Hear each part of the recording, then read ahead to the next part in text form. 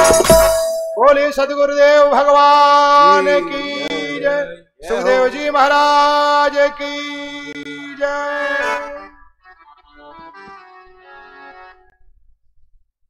जब प्रेम से पुकारा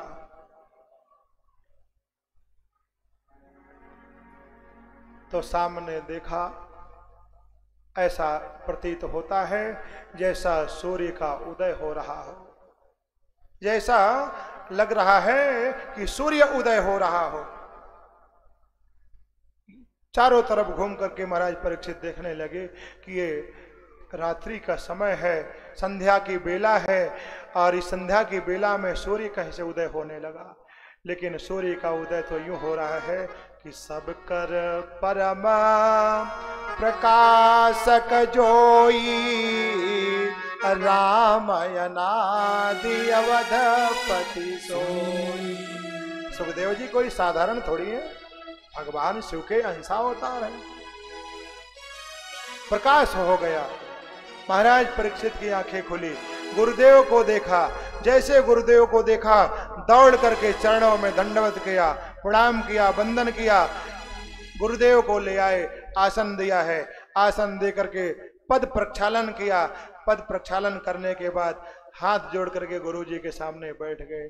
अपने जीवन का सारा चरित्र गुरुदेव के चरणों में रख दिया कि हे गुरुदेव, अब आप ही मुझे भव से पार ले जा सकते हो, क्योंकि मुझे मृत्यु के बारे में पता लग गया कि 7वें दिन मेरी मृत्यु होगी। गुरुदेव, मेरा प्रश्न यह है कि जिसकी मृत्यु निकट हो उसको उसका क्या कर्तव्य बनता है, उसको क्या करना चाहिए? जिस व्यक्ति को अपनी मृत्यु के बारे में पता लग जाए उसको क्या करना चाहिए? देखो, तमाम लोग होते हैं जिनको अपने मृत्यु के बारे में संकेत मिल जाता है। तमाम लोग ऐसी ऐसी बीमारियों से पीड़ित हैं, कुछ भरोसा नहीं है ना? तो ऐसे व्यक्ति को क्या करना चाहिए कि नित्य निरंतर हरि शरणम है ना, भगवान का नित्य निरंतर स्मरण। कहा कि हे परीक्षित, तुम चिंता क्यों करते हो? तुम्हें भव से पार जाना है ना, तुम्हें भव से पार जाना है, इसलिए आओ, तुमको मैं अमृत रूपी कथा का अनुसरण कराता हूं। गुरुदेव बैठ गए, मंगलाचरण प्रारंभ किया। सच्चिदानंद रूपाय विश्वोत्पत्त्यादि हेतवे तापत्रय विनाशाय श्री कृष्णाय वयं नमः।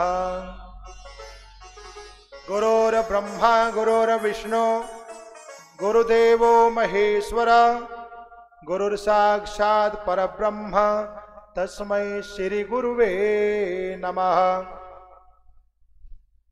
मंगलम भगवान विष्णु मंगलम गरुड़ध्वज मंगलम पुंडरीकाक्ष मंगलाय तनोहरि। अनेक प्रकार से। अच्छा, एक बात बताओ, जिस दिन आपका मन परेशान होता है उस दिन भगवान के पास बैठ के बात करने का मन करता है कि नहीं करता है ना? उसी दिन केवल जब खुश रहते हो ना तो उनको याद नहीं आता है, थाली भूल जाते हो भगवान भोग की। भगवान के भोग की थाली कभी कभी ध्यान से उतर जाता है ना? लेकिन जिस दिन मन दुखी रहता है ना, ये मन करता है कि एकांत में कोई हो ना, मैं भगवान के सामने बैठ के 2 बात कर लूं। और जिस समय तुम उनको याद करते हो ना, वो समय बहुत शुभ होता है, बहुत शुभ घड़ी होती है, बहुत शुभ बेला होती है, बहुत शुभ मुहूर्त होता है। उस समय वो परमात्मा तुम्हारे बिल्कुल निकट होता है। उस समय तुम आनंद की अनुभूति करते हो, और आनंद की अनुभूति करते रहते हो, और प्रेम से अपने परमात्मा से लाड लड़ाते हो, सारी मन की बातें कहते हो। मेरी घर में चल नहीं रही है, घर में कष्ट पा रहा हूं, कुछ तो करो। क्या ऐसे ही चलेगा? कब तक दुख दोगे? सारी बातें जब करते हो ना, तुम्हारी आंखों में जब आंसू छलक आता है तो वो तुम्हारे निकट ही होता है। तुम्हारे आंसुओं को पोंछने के लिए वो खड़ा रहता है।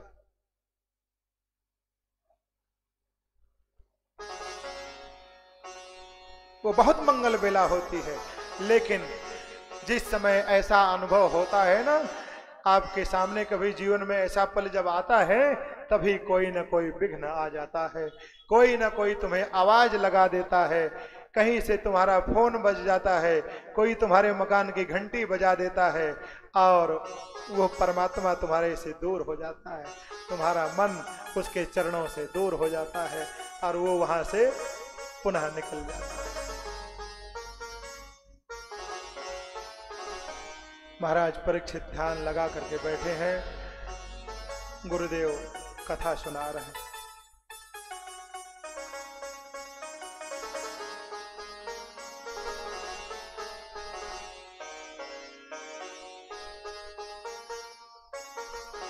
आइए द्वितीय स्कंद में प्रवेश करते हैं। श्री सुखदेव जी कहते हैं, राजन, जब किसी की मृत्यु निकट हो तो उसको भगवत चिंतन करना चाहिए, भगवान के चरणों में ध्यान लगाना चाहिए, इसी में उसका कल्याण है। क्योंकि संसार के लोगों से आशा न किया करना, यहाँ कोई नहीं अपना, सिया राम कहा करना, है ना। अच्छा, ये ध्यान लगाने की अकल कब आती है? बचपन में तो आती ही नहीं है और जवानी में भी नहीं आती। जब वृद्धावस्था आने लगती है, हाथ पर जवाब देने लगते हैं, तब भगवान की याद आती है। आती है, तभी याद आती है।